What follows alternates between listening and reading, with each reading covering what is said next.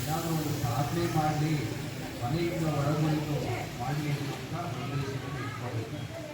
ಸರ್ಕಾರ ಇಷ್ಟೆಲ್ಲ ವೆಚ್ಚವನ್ನು ಮಾಡಿ ನಿಮ್ಮ ಹೇಳಿಕೆಗೋಸ್ಕರ ಇಷ್ಟು ದೊಡ್ಡ ಕಟ್ಟಡವನ್ನು ಕೂಡ ಜ್ಞಾನ ಸರ್ಕಾರ ಕೊಡ್ತಾ ಇರೋದು. ಏನು ಕೊಡ್ತಾ ಇರೋದು ಅಂತ ಹೇಳಿದ್ರೆ, ಇಲ್ಲಿ ಆರಾಮಾಗಿದ್ದು ಊಟ ಮಾಡಿಕೊಂಡು ಫ್ರೀ ಊಟ, ಫ್ರೀ ಶೆಲ್ಟರ್ ಅಂತ ಹೋಗ್ಲಿಕ್ಕಲ್ಲ.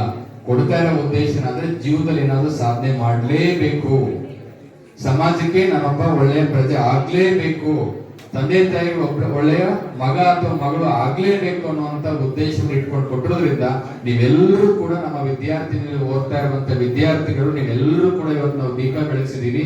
ನೀವು ಸಮಾಜದ ಆಶಾ ದೀಪಗಳು, ನೀವು ಆಶಾ ದೀಪಗಳಾಗಿರೋದ್ರಿಂದ ನೀವೆಲ್ಲರೂ ಸದುಪಯೋಗ ಪಡಿಸ್ಕೊಂಡು ಚೆನ್ನಾಗಿ ಓದಿ ವಿದ್ಯಾರ್ಥಿ ನಿಲಯವನ್ನು ಒಂದು ದೇಗುಲ ಅಂತ ಭಾವಿಸ್ಕೊಂಡು, ಜ್ಞಾನದ ದೇಗುಲ ಅಂತ ಭಾವಿಸ್ಕೊಂಡು ಚೆನ್ನಾಗಿ ಓದಿ ನಿಮ್ಮ ಒಂದು ಬದುಕಿಗೆ ಒಳ್ಳೆಯ ಗುರಿಯನ್ನ ಇಟ್ಕೊಂಡು ಸಾಧನೆ ಮಾಡಿ ಅಂತೇಳಿ ನನ್ನ ಮಾತನ್ನು ಮುಗಿಸ್ತೇನೆ. ನಮಸ್ಕಾರ. ಯಾಕೆಂದ್ರೆ ಯುವ ಜನತೆಯ ನಾಡಿ ಮಿಡಿತವನ್ನ ಅತ್ಯಂತ ಸೊಗಸಾಗಿ ಅರ್ಥ ಮಾಡಿಕೊಂಡು ಅವ್ರಿಗೆ ಬೇಕಾದಂತಹ ಸಕಲ ಸೌಲಭ್ಯಗಳನ್ನ ಮಾಡೋದಕ್ಕೆ ನಾನು ಯಾವತ್ತೂ ಒಂದು ಹೆಜ್ಜೆ ಮುಂದಿರ್ತೀನಿ ಅಂತೇಳಿ ಈ ಒಂದು ವಿದ್ಯಾರ್ಥಿ ನಿಲಯನ ಇವತ್ತು ಉದ್ಘಾಟನೆ ಮಾಡಿಕೊಂಡಿದ್ದಾರೆ.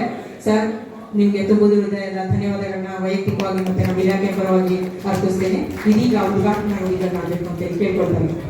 ಬಾಬಾ ಸಾಹೇಬ್ ಡಾಕ್ಟರ್ BR ಅಂಬೇಡ್ಕರ್ ಅವರ ಬಾಲಕಿಯರ ವಸತಿ ನಿಲಯದ ಉದ್ಘಾಟನಾ ಸಮಾರಂಭದ ವೇದಿಕೆ ಮೇಲಿರುವಂತಹ ಜಿಲ್ಲಾಧಿಕಾರಿಗಳಾದ ಕುಮಾರ್ ಅವರೇ, CO ನಂದಿನಿ ಅವರೇ, ಪ್ರಕಾಶ್ ಅವರೇ, ವಿಜಯಲಕ್ಷ್ಮಿ, ನಮ್ಮ ಸಣ್ಣ ಕೈಗಾರಿಕಾ ನಿಗಮದ ಉಪಾಧ್ಯಕ್ಷರಾದ ವಿಜಯಲಕ್ಷ್ಮಿ ಅವರೇ, DD ಅವರೇ, ಆಮೇಲೆ ವಕೀಲರ ಸಂಘದ ಅಧ್ಯಕ್ಷರು ಮಿತ್ರರಾದಂತಹ ಸತ್ಯಾನಂದ ಅವರೇ, ಹಾಗೂ ಇಲ್ಲಿರುವಂತಹ ಎಲ್ಲ ಹಿರಿಯರೇ, ವಿದ್ಯಾರ್ಥಿಗಳು, ಇವತ್ತೊಂದು ಬಹಳ ಪುಣ್ಯದ ಕೆಲಸ.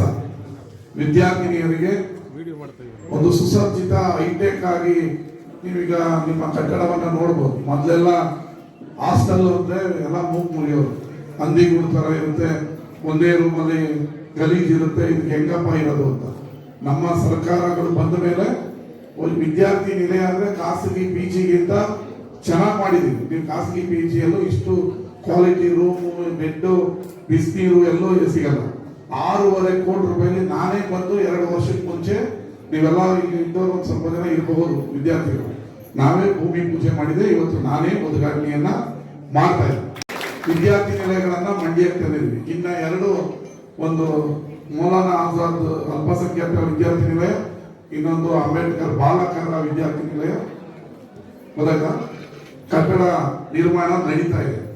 ಅದನ್ನು ಕೂಡ ಇನ್ನೊಂದು 6 ತಿಂಗಳಲ್ಲಿ ಆ 2 ಕೂಡ ಉದ್ಘಾಟನೆಯನ್ನ ಮಾಡ್ತೀವಿ. ಹಿಂದೆ ಎಲ್ಲ ಇವತ್ತು ಕಟ್ಟಕ್ಕೆ ಸ್ಟಾರ್ಟ್ ಮಾಡಿದ್ರೆ ಆ ಕಂಬಿ ಎಲ್ಲ ತುಕ್ಕಿಡಿದು 10 ವರ್ಷ ಆಗೋದು. ಅದನ್ನು ಉದ್ಘಾಟನೆ ಮಾಡಬೇಕಾದ್ರೆ ನಾವು ಅದಕ್ಕೆ ಬೇಕಾದ ದುಡ್ಡನ್ನು ಒದಗಿಸಿ 2 ವರ್ಷ 3 ವರ್ಷದ ಒಳಗಡೆ, ನಮ್ಮ ಅಧಿಕಾರದ ಅವಧಿಯ ಒಳಗಡೆ ಉದ್ಘಾಟನೆ ಮಾಡಿ ವಿದ್ಯಾರ್ಥಿಗಳಿಗೆ ಪಾಠವನ್ನ ಕಲೀಲಿ, ಚೆನ್ನಾಗಿ ಓದ್ಲಿ ಅನ್ನೋ ಕಾರಣಕ್ಕೆ ನಿಮಗೆ ಸುಸಜ್ಜಿತವಾದ ಒಂದು ಕಟ್ಟಡವನ್ನ ಇವತ್ತು ಉದ್ಘಾಟನೆ ಮಾಡಿದ್ವಿ. DC ಅವರು ಹೇಳಿದ್ರು, ಇದು ನಿಮಗೆ ವಿದ್ಯಾರ್ಥಿ ನಿಲಯ ಅಲ್ಲ, ಜ್ಞಾನ ಮಂದಿರ ಅಂತ. ನೀವು 5 ವರ್ಷ ಇರ್ತೀರೋ, 10 ವರ್ಷ ಇರ್ತೀರೋ, ಇದೇ ನಿಮಗೆ ಮನೆ ಇದ್ದಂಗೆ.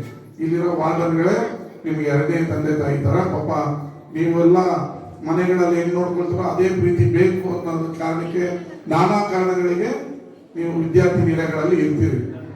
ಇದು ಓದಿ ನೀವು ಚೆನ್ನಾಗಿ ಆಗ್ಬೇಕು, ನಾನು ಹಾಸ್ಟೆಲ್ ಓದಿ ಇವ್ ತರ DC ಇವ್ ತರ CO ಆಗ್ಬೇಕು ಅನ್ನೋ ಕನಸು ಕಾಣಬೇಕು. ಕನಸು ಕಂಡ್ರೆ ಅದು ಗುರಿ ತಲುಪುತ್ತೆ. ಕನಸು ಕಾಣೋದಂದ್ರೆ ಮಲ್ಕೊಂಡೇ ಕನಸು ಕಾಣ್ಕೊಂಡಿರ್ಬಾರ್ದು, ಎದ್ದು ಪಾಠ ಓದ್ಬೇಕು. ಇದು ನಮ್ಮ MLA ಅವ್ರು ಕನಸು ಕಾಣು ಅಂತ ಹೇಳೋದ್ರೆ ಅಂತ ಮಲ್ಕೊಂಡು ಕನಸೇ ಕಾಣ್ತೀನಿ ಅಂದ್ಬಿಟ್ರೆ ಹೆಂಗೆ? ಕನಸು ರಾತ್ರಿ ಕಂಡ ಮೇಲೆ ಬೆಳಿಗ್ಗೆ ಎದ್ದು ಪಾಠನೂ ಓದ್ಬೇಕು. ಓದಿ ವಿದ್ಯಾರ್ಥಿಗಳು ನೀವು ಈ ರಾಜ್ಯಕ್ಕೆ, ಈ ವಿದ್ಯಾರ್ಥಿ ನಿಲಯಕ್ಕೆ ಹೆಸರು ತಂದ್ರೆ ನಾವು ಈ ಕಟ್ಟಡ ಕಟ್ಟಿ ನಿಮಗೆಲ್ಲ ಒದಗಿಸೋದಕ್ಕೂ ಸಾರ್ಥಕ ಆಗುತ್ತೆ ಅಂತ ಹೇಳಿ ನನ್ನ ಮಾತನ್ನು ಮುಗಿಸ್ತೀನಿ. ಧನ್ಯವಾದಗಳು. ನಮಸ್ಕಾರ.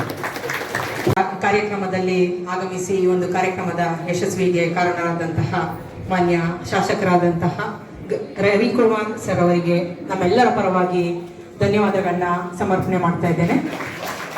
ಅದೇ ರೀತಿ ಈ ಒಂದು ಕಾರ್ಯಕ್ರಮದಲ್ಲಿ ಇರುವಂತಹ ಎಲ್ಲ ವೇದಿಕೆ ಮೇಲಿರುವ ಗಣ್ಯರಿಗೂ ಕೂಡ ಈ ಒಂದು ಕಾರ್ಯಕ್ರಮದ ಪರವಾಗಿ ವೈಯಕ್ತಿಕ